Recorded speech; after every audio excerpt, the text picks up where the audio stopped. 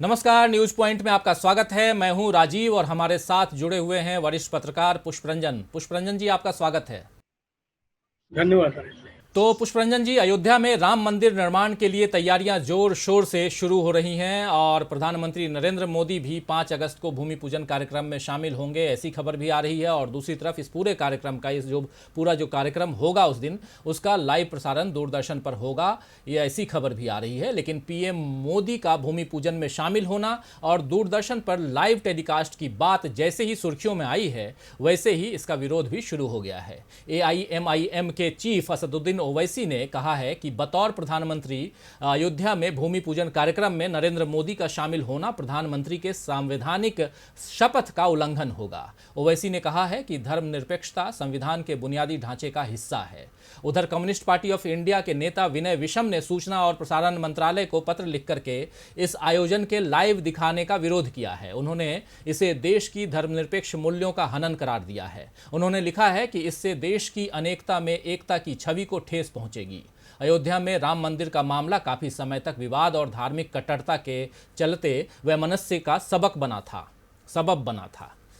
इसीलिए देश की सार्वभौमिक अखंडता की रक्षा के लिए भूमि पूजन समारोह को राष्ट्रीय चैनल पर नहीं दिखाया जाना चाहिए।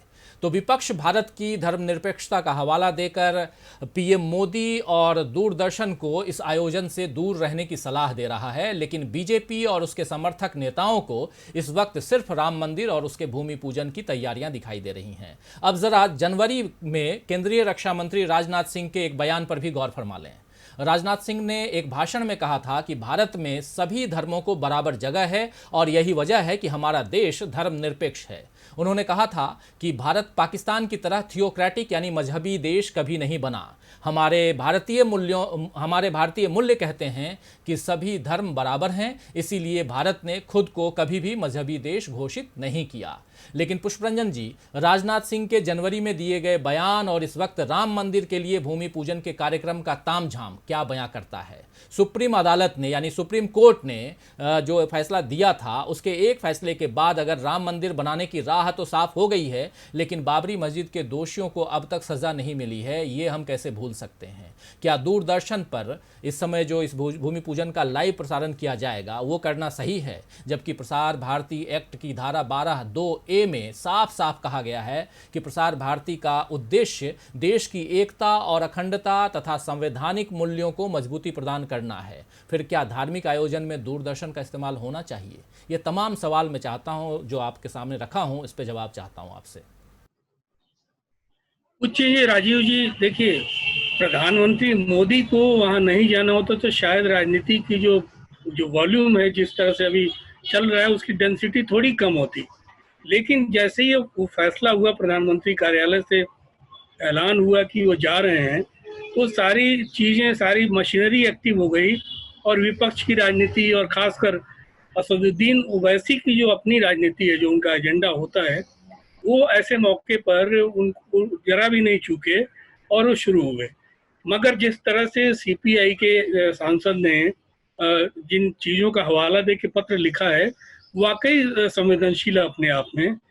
जो प्रसार भारती का जो कानून जो बना, उसमें सेक्शन 12(2) और का हवाला उन्होंने दिया है। सेक्शन 12(2) और ए का हवाला दिया प्रसार भारती एक्ट का, जिसमें पहला ही 10 उसमें राजीव जी बना हुआ है। 1 से 10 तक जो उनका संकल्प है, उसमें पहला ही है कि देश की एकता और अखंडता को बनाए रखने के वास्ते ये प्रसारण होगा। तो उसे ही आप ब्रेक कर रहे हैं कहीं ना कहीं से। इसलिए वैलिड है अपने आप में। सीपीआई के जो सांसद है विनय विश्वम ने जो ये सवाल उठाया है, जो पत्र लिखा है, हालांकि उस पत्र का अब तक कोई जवाब सूचना प्रसारण मंत्री प्रकाश जावड़ेकर के कार्यालय से नहीं आया है। वो एकदम चुप है अभी इस मामले में। मगर ये प्रश्न उठता है और ये बराबर के लिए है। ये चीज होता क्या है, कई बार ऐसे आयोजनों में एक लाइन ब्यूरोक्रेसी में लिखा जाता है, सारे नियमों को शिथिल करते हुए। एक फाइल पे एक नोट डाल दिया जाता है, सारे नियमों को शिथिल करते हुए। संभवतः ये चीज भी यहाँ इस्तेमाल होगा कि सारे नियमों को शिथिल करते हुए दिल्ली दूरदर्शन की टीम जो है वहाँ जाएगी डीडी न्यूज की टीम वहां जाएगी और सब कुछ वहां से ब्रॉडकास्ट करेगी। तो ये अपने आप में, और यही चीज आकाशवाणी के लोग भी शायद जाएं उसमें और तमाम चीजों का प्रसारण करें। कौन कौन सी टीम जा रही है वो सारा अब से शुरू हो गया, एक्टिवेट कर दिया गया है। एक बड़ा अजीबोगरीब इसमें प्रश्न है कि क्या ये भूमि पूजन दोबारा किया जा रहा है। 9 नवंबर 1989 को कामेश्वर चौपाल, जो उस समय विहिप के संयुक्त सचिव थे और बिहार में सुपौल से ताल्लुक रखते हैं, अनुसूचित जाति के हैं, उन्होंने इसका भूमि पूजन किया था और बाकायदा शिलान्यास किया था एक तरह से। बाद में कामेश्वर चौपाल बीजेपी के एमएलसी भी बने बिहार से और प्रदेश के महामंत्री भी बने। मगर अच्छा, उन्होंने अपना बयान भी दिया था कि ये जो हमने भूमि पूजन किया है, ऐसा लग रहा है जैसे शबरी को जो बेर खाने का जो शबाब मिला था, वही सवाब हमें भी मिल रहा है। एक तरह से हमें भी वही ऐसा महसूस हो रहा है कि शबरी की बेर की तरह हम भी धन्य हो गए, अनुसूचित जाति के लोग धन्य हो गए। मगर वो सारी भावनाएं जो हैं, और खासकर बिहार भी कहीं ना कहीं से ये उस समय उद्वेलित था जब उन्होंने भूमि पूजन किया था, और चुनाव आने वाला है। हो सकता है इसका असर भी पड़े चुनावी क्षेत्रों पर कि कैसे आपने एक तो बिहारी अस्मिता और उसकी भावनाएं इसमें जुड़ी थी, अनुसूचित जाति की भावनाएं जुड़ी थी, वो कहीं ना कहीं से उसमें चोट पहुंचेगी इस चीज को लेके। और दूसरा, हमारे सनातन धर्म में एक ही भूमि को बार बार उसका पूजन और शिलान्यास किया जाए, ये भी धर्म के विरुद्ध है। और कई धर्माचार्यों ने ये जो टाइमिंग है उस पर भी आपत्ति की है कि ये समय सही नहीं है। ये जो मास है, इस मास में कोई ऐसा शुभ कार्य नहीं होता है, विनाशकारी होता है अगर इस कार्य को किया जाए। इसमें संतों के बीच में भी विवाद एक तरह से छिड़ गया है। तो ये एक पक्ष है, जिस पक्ष पे विमर्श नहीं हो रहा है उसे दरकिनार करके आगे बढ़ो और जो हम कह रहे हैं उसको करो, इस तरह की भावनाओं से। और बड़ा दिलचस्प है, देश भर की जो पवित्र नदियां हैं उनके जल को मंगाया गया है। जो दरबार की मिट्टी होती है और तमाम जो अलग अलग पवित्र स्थल मंदिरों की जो मिट्टियां होती हैं उससे मंगाई गई हैं। और उसमें दिलचस्प ये है कि संघ कार्यालय नागपुर से भी, राष्ट्रीय स्वयंसेवक संघ के कार्यालय नागपुर से भी मिट्टी मंगा के और वहां पर भूमि पूजन के लिए मंगाई गई है। ये बड़ा दिलचस्प है कि संघ कार्यालय का मिट्टी वहां पर भूमि पूजन के लाना भी अपने आप में सबसे उल्लेखनीय है कि भाई क्या वजह है कि संघ कार्यालय की मिट्टी मंदिरों के साथ और देश भर के पवित्र नदियों के जल के साथ समाहित वहां पर की जाएगी। ये भी बड़ा दिलचस्प है अपने आप में। दूसरा जो सबसे दिलचस्प है, राजीव जी, 51 परियोजनाओं का शिलान्यास प्रधानमंत्री करेंगे और उसमें विश्व की सबसे ऊंची मूर्ति, पटेल की मूर्ति तो 183 मीटर थी, अब ये जो भगवान राम की मूर्ति बनेगी वो 251 मीटर की मूर्ति बनेगी, ऊंची मूर्ति। और उसके लिए 86 एकड़ जमीनों का अधिग्रहण होना बाकी है अभी। गांव वाले जो वहाँ उस 3 गांव हैं, बरहटा गांव, नेऊर का पूर्वा गांव और मुजहनिया गांव, ये तीनों गांव के लोग अभी एकदम भयातुर हैं।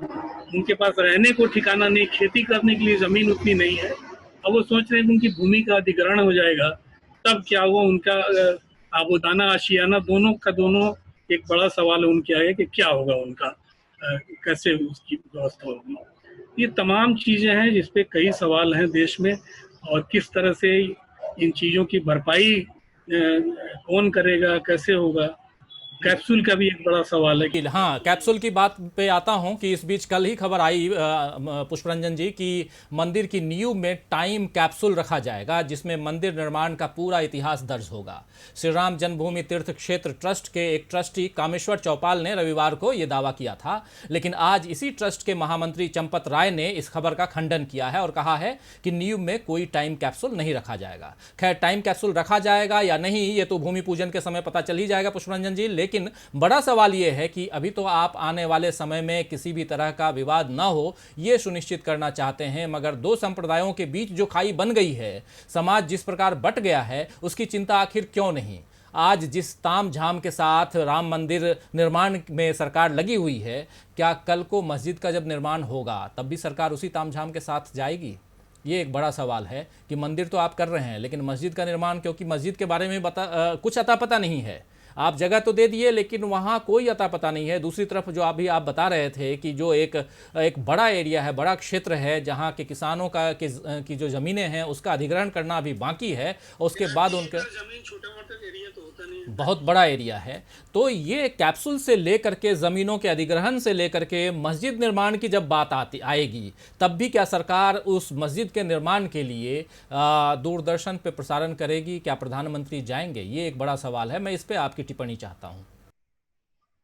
नहीं, ये निश्चित प्रधानमंत्री, देखिए, दो एजेंसियां इस देश में सबसे ज्यादा प्रधानमंत्री को कवर करती हैं। एक तो दूरदर्शन, जो अभी वो भी पीछे एक तरह से, अगर एएनआई की बात मैं करूं, अगर किसी वजह से आप दूरदर्शन को पीछे कर भी देते हैं तमाम विवादों के बीच में, कवरेज नहीं हुआ ऐसा तो नहीं है, एएनआई कवर करेगी उसको, और एएनआई लगातार प्रधानमंत्री के कार्यक्रमों को कवर करती रही है।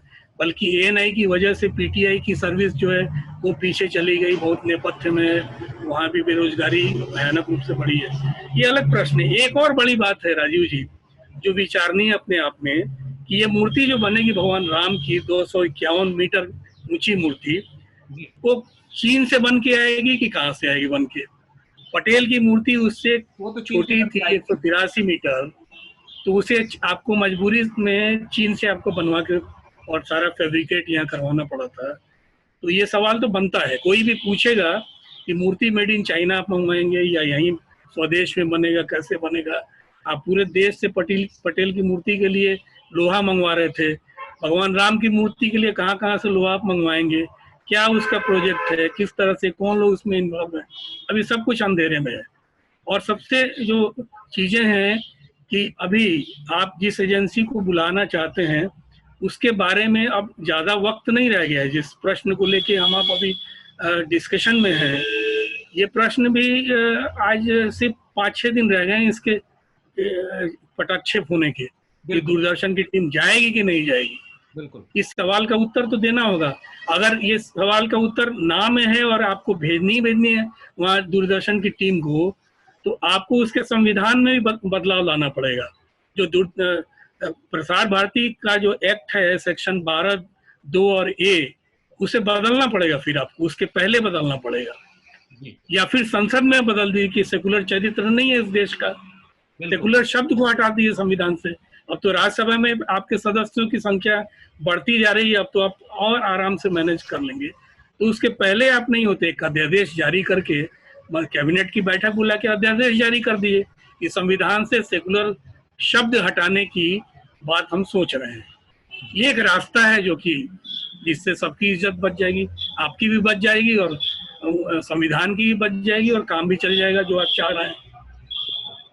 बिल्कुल सही कह रहे हैं। तो भारत ने आज़ादी के बाद सांप्रदायिक तनाव के बावजूद अपनी धार्मिक और भाषाई विविधता को बरकरार रखा था। आपको याद होगा, गांधी, नेहरू, पटेल, आज़ाद और अंबेडकर जैसे नेताओं ने बहुलतावादी संस्कृति और परंपरा को संविधान में मान दिलाया और धर्मनिरपेक्षता की राह पर चलना स्वीकार किया। इस उदार लोकतंत्र के कारण ही हम दुनिया में अलग मुकाम कायम कर सके, और खासकर दक्षिण पूर्वी एशिया में हम बाकी देशों से अलग बने रहे। लेकिन जब देश की सरकार ही धर्म को राजनीति का मोहरा बनाएगी तो फिर देश कहाँ जाएगा? ये जो बात है, ये यहाँ हम सबको ये बोलने की बात नहीं है, लेकिन समझने की बात है, और ये हम सब समझ रहे हैं। खैर, पुष्परंजन जी, आपने चर्चा के लिए वक्त निकाला, इसके लिए आपको बहुत बहुत धन्यवाद। और दोस्तों, साथियों, शुभचिंतकों, आपने बहुत ही ध्यान से हमें सुना, इसके लिए आप सभी को मैं तहे दिल से शुक्रिया अदा करता हूँ। और हमारे साथ जुड़े रहिए, देखते रहिए डीवी लाइव। नमस्कार।